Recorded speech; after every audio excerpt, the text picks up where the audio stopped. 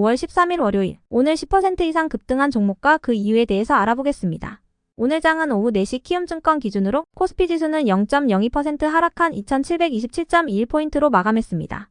외국인과 기관은 매수로 임한 가운데 개인은 매도로 대응했네요. 한편 코스닥 지수는 1.13% 하락한 854.43포인트로 마감했습니다. 외국인과 기관은 매도로 임한 가운데 개인은 매수로 대응했습니다. 그럼 본격적으로 오늘의 급등 종목들을 살펴볼게요. 오늘 10% 이상 급등한 종목은 총 19종목으로 코스피에서는 8종목, 코스닥에서는 11종목이 나왔습니다. 이 중 상한가 종목은 GNC에너지와 KBI메탈 2종목이고요. 오늘 하한가 종목은 없었습니다. 총 19개의 급등 종목들을 한데 모아서 섹터별로 묶어보니 3개 테마로 나눠볼 수 있었어요. 그 외 나머지는 개별 이슈로 오른 종목들인데요. 먼저 1번 AI 전력 섹터입니다. 일본 소프트뱅크 그룹의 손정혜 회장이 AI 분야에 88조 원을 투자할 것으로 전망되고 있습니다. 손 회장의 핵심 구상 중 하나는 AI 전용 반도체의 개발이라고 전해졌는데요. 손 회장은 미국 엔비디아처럼 공장 없는 팹리스 회사 체제를 통해 내년 봄에 시제품을 선보이고 가을에 양산하는 게 목표라고 합니다. 단순히 AI용 반도체 개발만 하는 것이 아니라 2026년 이후에는 자체 개발한 반도체 기반의 데이터 센터를 유럽과 아시아 및 중동에 세우는 방안까지 계획하고 있는 것으로 알려졌는데요. 이러한 분위기 속 구리 가격이 전고점을 돌파하며 상승세를 이어가고 있는 부분도 전력설비 섹터의 지속 호재로 작용되면서 전력설비 및 비철금속 테마가 강세를 이어가는 모습이었습니다. 이 중에서도 KBI메탈은 국내에서 유일하게 전력 전선 소재인 JCR과 SCR 동롯들을 모두 생산하고 있다는 사실이 부각되며 상한가로 마감해 주었네요. 다음은 이번 원자력 발전 섹터입니다. 한국전력이 영국 정부와 웨일스 해안에 새로운 원자력 발전소를 건설하는 방안을 협의 중이라는 소식입니다. 소식통에 따르면 한전은 영국 당국자들과 앵글시 윌파 지역에 신규 원전을 짓는 문제와 관련하여 초기 논의를 진행했다고 전해졌는데요. 이와 관련하여 이번 주 중으로 장관급 회의가 열릴 예정이라고 전해졌어요. 한편 일본의 도쿄전력도 오는 10월 달에 가시와자키 가리와 발전소의 7호기 생산을 시작할 예정이라는 소식이 있었는데요. 시장에서는 이를 보고 일본 정부가 늘어나는 전력 수요에 대비하기 위해 원전 부활의 속도를 높이고 있다고 해석했으며 이러한 소식들의 원전 관련주들이 시장에서 주목받은 모습이었습니다. 다음은 3번 화장품 섹터입니다. 주요 화장품 업체들이 1분기 호실적을 발표하면서 화장품 기업들의 강세가 이어지는 분위기입니다. 코스맥스는 매출과 영업이익, 특히 순이익이 큰 폭으로 늘어난 실적을 발표했으며 클리오도 매출액과 영업이익, 순이익 모두 늘어난 실적 발표로 상승 마감했는데요. 이 같은 화장품 기업들의 호실적은 기존의 한국산 화장품 소비를 이끌던 중국뿐 아니라 북미나 동남아 등으로 한국 화장품의 수출 지역이 다변화되면서 수출이 강하게 증가했기 때문으로 분석되고 있습니다. 이러한 분위기 속에서 오늘도 화장품주 일부가 강세로 마감해 주었네요. 그 외 나머지는 개별 이슈로 오른 종목들인데요. 먼저 브리지텍을 비롯한 일부 AI 관련주들이 상승했습니다.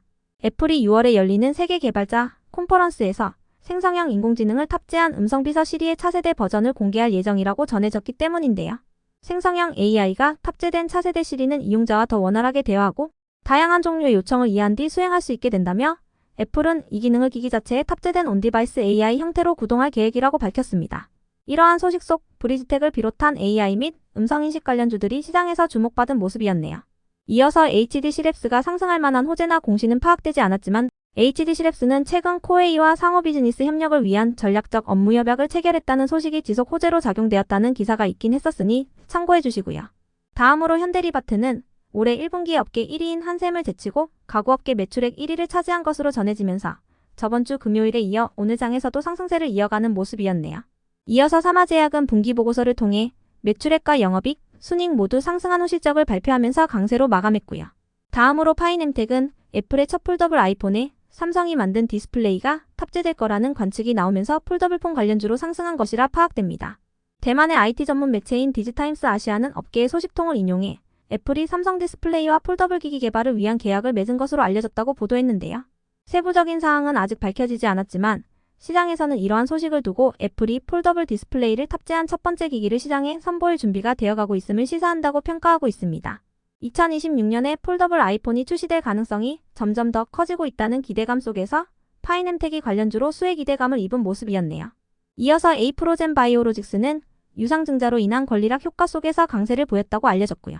한편 KSP가 상승할 만한 호재나 공시는 파악되지 않았지만 미국 정부가 중국산 전기차에 대한 관세를 기존 25%에서 100%로 올리는 방안을 검토 중이라는 소식이 있긴 했었는데요. KSP는 지난 4월 말 미국이 조선과 해양, 물류 부문에서 중국의 불공정 무역 관행 조사에 나섰다는 소식이 전해지면서 상승세를 보인 바 있습니다. 미국이 중국 제품에 대한 관세 압박을 이어가면서 KSP가 반등세를 보인 것으로 추정되니 참고해 주시고요.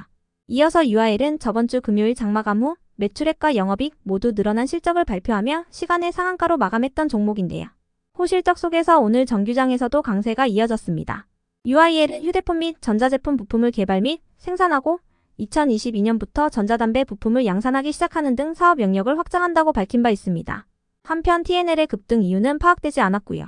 끝으로 저스템은 정부가 반도체 경쟁력 강화를 위해 최소 10조 원 규모의 지원 프로그램을 추진한다고 밝히면서 반도체 관련주 일부가 상승한 가운데 저스템이 국내 톱 반도체 장비 기업과 2세대 습도 제어 장치 JFS 테스트를 진행 중이라고 전해지면서 강세를 보였습니다.